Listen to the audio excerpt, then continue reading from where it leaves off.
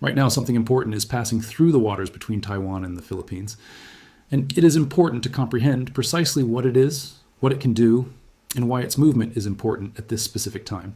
Because a ship passing through a channel sounds like normal naval activity from the outside. Every day, ships pass through channels. However, the image that develops when you comprehend what this specific ship is carrying, who is on board, where it came from, where it seems to be heading, and what the strategic backdrop surrounding its deployment actually looks like is anything but ordinary. On March 11, 2026, the USS Tripoli, LHA-7, an America-class big helicopter attack ship, left Okinawa. Since then, it has been observed traversing the Bashi Channel, a vital waterway that divides the southern tip of Taiwan from the northern Philippines. It is not traveling by itself. It is the focal point of an amphibious readiness group that also consists of the USS Rafael Peralta, DDG-115, and the USS Robert Smalls, CG-62.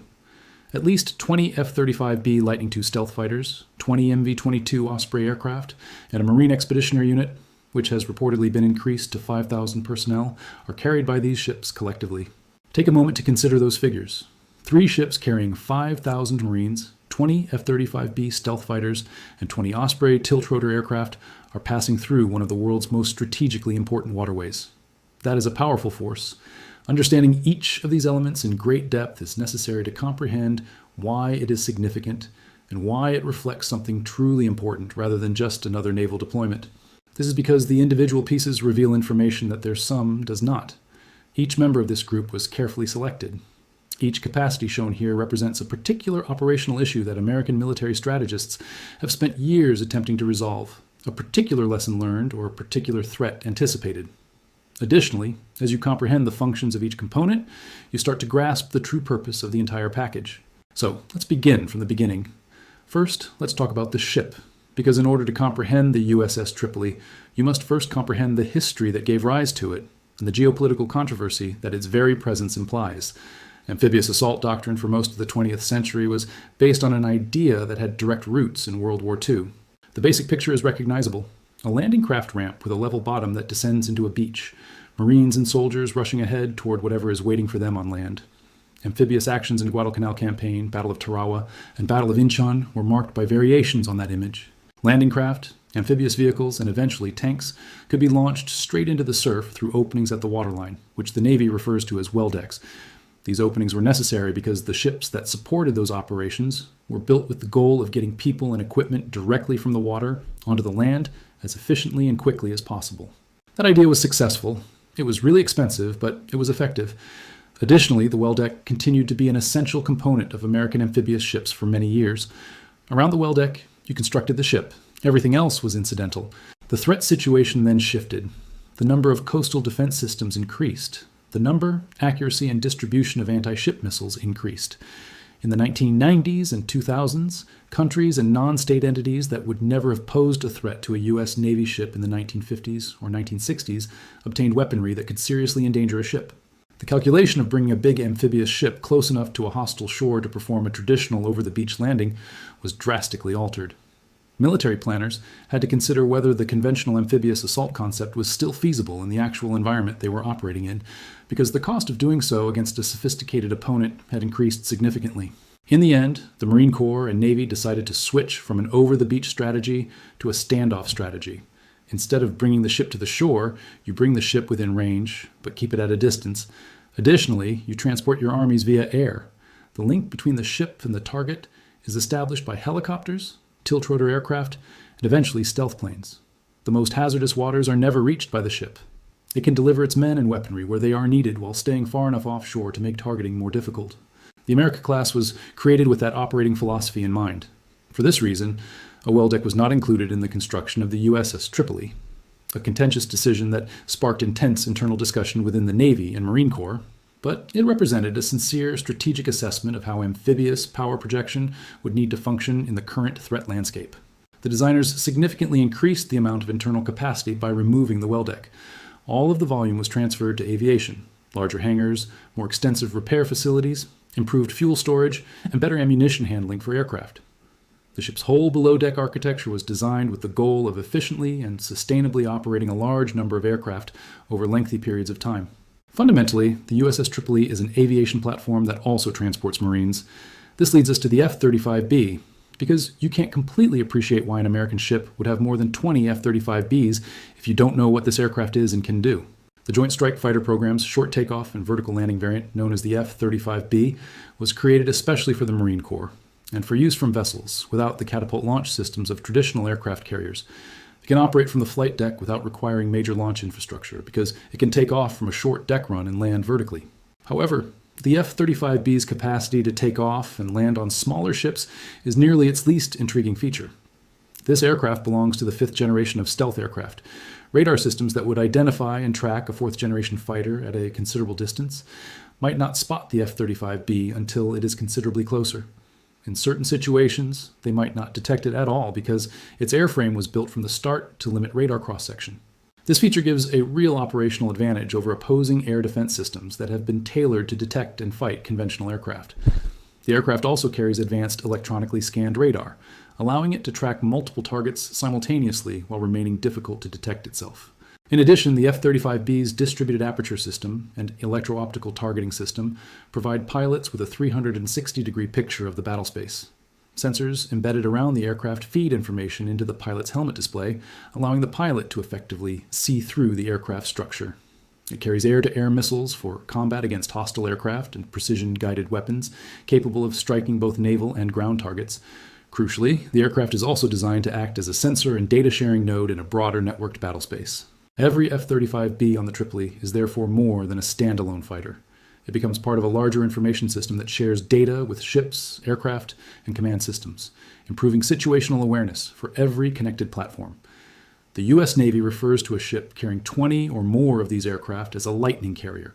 This concept provides a significant amount of fifth-generation stealth air power from a platform that is far smaller and more flexible than a traditional aircraft carrier. A nuclear carrier, such as those in the Nimitz-class aircraft carrier or Gerald R. Ford-class aircraft carrier, can carry larger air wings and generate higher sortie rates. No one disputes that. However, nuclear carriers are also massive, extremely valuable assets, whose presence sends a very clear political signal.